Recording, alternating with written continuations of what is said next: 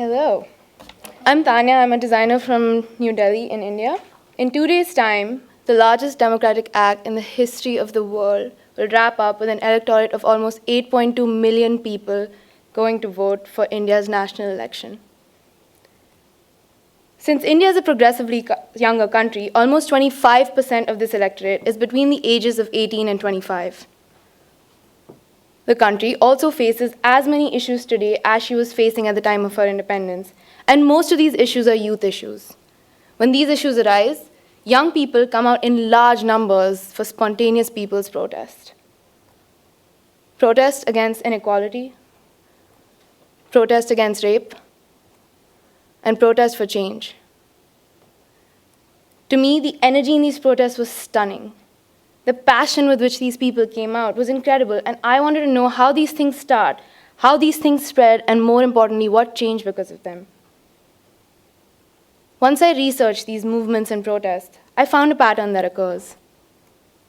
Something or someone who starts them, a leader or a group of people figuring out what goes where, finding the correct information to give out to the people, and just showing up when it's needed. I wanted to figure out if I could take this framework and apply it to get young people interested in engaging with the general election, an outlet which could actually lead to change. Starting right at the beginning, I decided to work with 18 to 23-year-old students living on college campuses with the hope that these first-time voters would become lifetime voters. I specifically chose college campuses because the communities that form there have a very special bond as they live, eat, play, and work together for 4 or 5 years. The idea was to find students who are triggers, natural leaders who know how to get people together and spark the beginning of something. These triggers then needed to find 5 of their friends who are much like them, people who make shit happen, people who know what their peers are like and what gets their attention. They know how to change apathy to action. They know how to change the whatever to votever. Votever is a DIY student movement on college campuses where a group of students does whatever it takes to get their peers to engage with the elections in India. I piloted this idea on my own undergraduate campus, MIT Institute of Design in Pune, India. In the beginning, I got about 5 students on board, and soon that 5 turned into 15. While I had never even met most of these people, they were excited about being a part of the bigger change. I explained to them what I had found in my research and what we needed to provide to the students. Action-based information, where, when, how, and for whom do I go and vote for? System-based information, how does the electoral process actually work? And socially contextual information. Why does my vote matter and where does it go? With this, and the framework taken from social movements, we started with the trigger. By putting the brand of Votever out into the campus via stickers in unusual places, we were trying to start a conversation with the students and create some recall value for the movement. Our second step was to organize. We created a website that was aimed specifically for first-time voters and social media accounts that had a language which spoke to college students. I had also created a toolkit that I gave to the team which had all the information and resources they might need to conduct voter registrations. The steps of inform and act happen more parallelly than a linear manner. The team started by putting call to action notices around campus, along with a list of things that were required for voter registration. They conducted voter registration right in the middle of the campus to reduce any barriers that the students wouldn't want to overcome. In 2 days, over a period of 8 hours, 160 students registered to vote with these voter registration drives. These registrations were from people who weren't even planning on voting.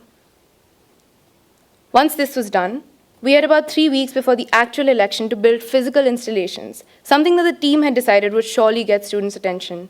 These installations and media pieces were to serve as system-based and give some social context to the election. While they were building stuff on the ground, I was creating a short animation that explained the Indian electoral system.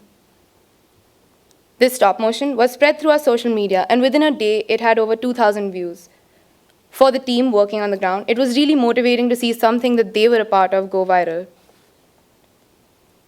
The first installation that they made was a three-way bobblehead called Politicians Always Say Yes. This depicted the three key players standing for the prime ministerial seat and highlights from the political party manifestos. The second installation was a light map in which you can actually go to cast a fake vote to see where the vote travels and how many people get elected into each house. With these installations, not only were we seeing excitement from people who had registered to vote for the first time, but we were seeing regret from people who didn't. The day of the election arrived with people heading to the booth as early as 7 a.m. We saw a great turnout, and the most exciting part was hearing comments from students after they had voted. They were happy, proud, and felt responsible for taking change in their own hands. For me, the most successful part of this was when people started tagging us in their voter photographs on social media and sharing it out to their own followers. And that brings us full circle. When these students share their political responsibility to their friends in the cities that they come from, it breaks the bubble of the college campus. The movement starts to live outside of the campus, and it grows stronger as it reaches more and more students living on colleges across the country. Now, imagine this reaching every college campus in India. Imagine these groups of students empowering their peers to take change in their own hands and giving them tools to do this. Imagine that we've made lifetime voters out of these students because of something that held their imagination when they were 18 years old.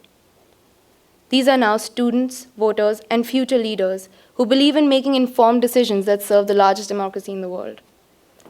Thank you.